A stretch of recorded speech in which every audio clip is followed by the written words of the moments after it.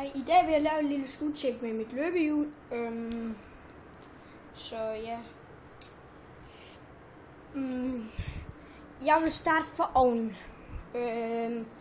Sort, ODI grips og Phoenix taper.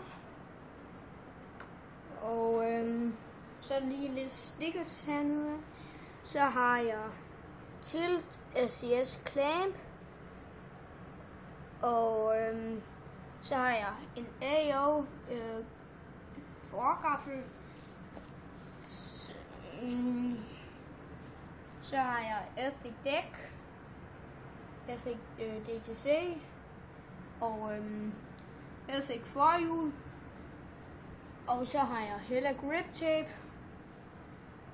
og jeg har så tegnet lidt på det. Så har jeg et andet cutie baghjul. Ja, det var så mit løbehjul. Ses.